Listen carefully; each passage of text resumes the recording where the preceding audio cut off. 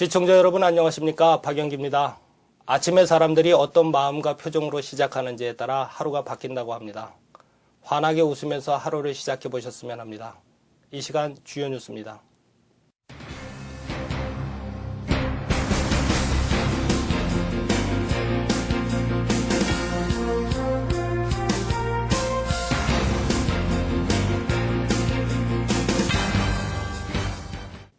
첫 소식입니다. 최경환 경제부총리 겸 기획재정부 장관 후보자가 추가 경정 예산 편성을 사실상 공식화했습니다.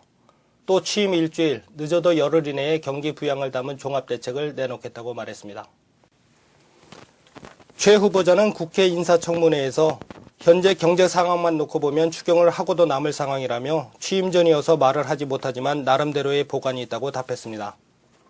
또 추경 편성은 여러 재원 사정이나 법적 요건, 내년 예산과의 연계를 감안해 검토해야 한다는 언급도 했습니다. 최 후보자는 주택담보 인정 비율과 총부채 상환 비율 등 부동산 대출 규제에 대해 완화 필요성을 거듭 강조했으며 증세에 대해서는 비과세와 감면을 줄여 세출을 구조조정하는 것이 우선이며 특히 법인세나 부가가치세 인상 계획은 없다고 선을 그었습니다. 새정치민주연합이 경기 수원병에서 열리는 보궐선거에 손학규 상임고문을 전략 공천했습니다. 당 지도부는 국회에서 비공개 회의를 열고 손 고문 전략 공천을 확정한 것으로 전해졌습니다. 수원 재보선을 이끌 손 고문의 출전이 결정되면서 수원지구 3개 재보선 공천 작업에도 속력이 붙게 됐습니다. 다만 안철수 공동대표의 최측근인 금태섭 전 대변인은 경기 수원정에 출마라는 당 지도부의 제안을 고사했으며 경기 수원정 후보로는 박강원 대변인이 거론되고 있는 것으로 알려졌습니다. 한편 대전 대덕의 박영순 전 청와대 행정관이, 경기 김포에는 김두관 전 경기지사가 선출됐습니다. 장기간 도피 행각을 벌이고 있는 유병현 전 세무그룹 회장이 현금 20억 원을 소지하고 은신 중이라는 정황을 검찰이 포착했습니다. 유 전 회장 일가 비리를 수사 중인 인천지검 특별수사팀은 유 전 회장이 도피 도중 경남 순천 지역 부동산에 매입하며 2억 5천만 원의 현금 가방에서 꺼내 대금을 지불했다는 매도자 A씨의 진술을 확보했다고 밝혔습니다. 검찰은 A씨가 진술한 이 가방의 크기를 고려하면 약 20억 원 정도가 가방에 들어있을 것으로 추정하고 있습니다.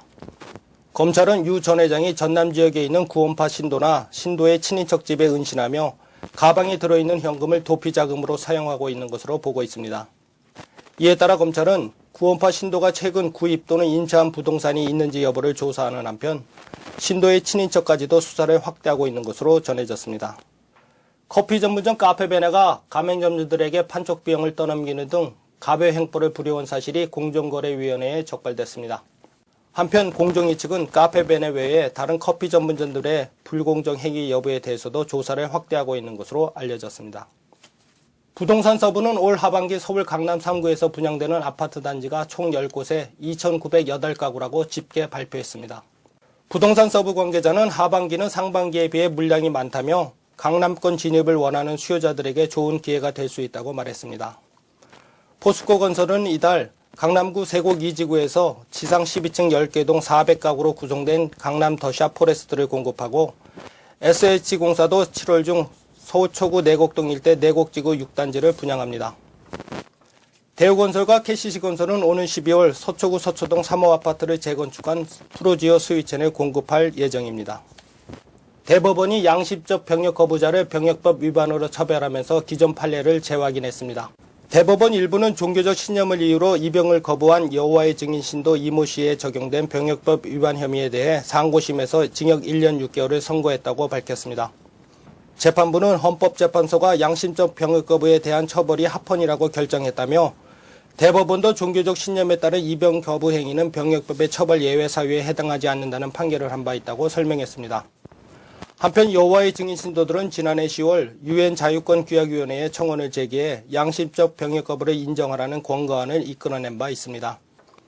이에 대해 재판부는 유엔 자유권규약위원회가 권고안을 제시한 것은 사실이나 이것이 법적 구속력이 있는 것은 아니라고 말했습니다. 경기도가 직행 좌석형 광역버스 입석 운행 제한에 따라 서울 직통버스 신설 등 종합대책을 마련했습니다.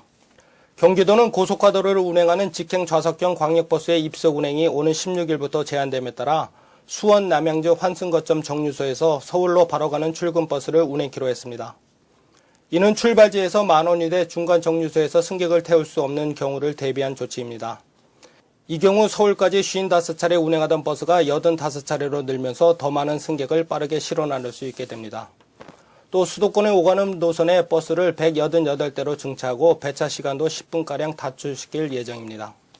올 9월에 열리는 인천 아시안게임에서 북한 응원단을 볼 수 있게 됐습니다. 북한은 7일 남북관계 개선을 강조하며 인천 아시안게임에 응원단을 파견하겠다고 발표했고 우리 정부는 이를 기본적으로 수용한다는 뜻을 밝혔습니다. 이에 따라 내년 7월에 열리는 광주 하계 유니버시아드 대회 남북 단위팀 구성도 탄력을 받게 됐습니다.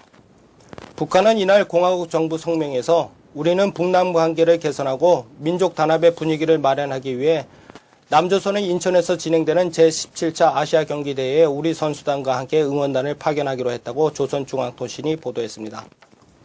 이에 대해 통일부 대변인은 정부는 우리 측 지역에서 열리는 아시안게임의 성공적 개최를 지원한다는 입장을 갖고 있다며 조직위 등과 협의해 북한 선수단과 응원단의 참여에 필요한 사항은 국제관례에 따라 준비해 나갈 계획이라고 말했습니다. 한편 북한의 응원단 규모는 2002년 부산 아시안게임 때의 3분의 1 수준인 100여 명 안팎이 될 것으로 알려졌습니다. 이상으로 뉴스를 마치겠습니다. 보람되고 즐거운 하루 되시길 바랍니다. 시청해주신 여러분 고맙습니다.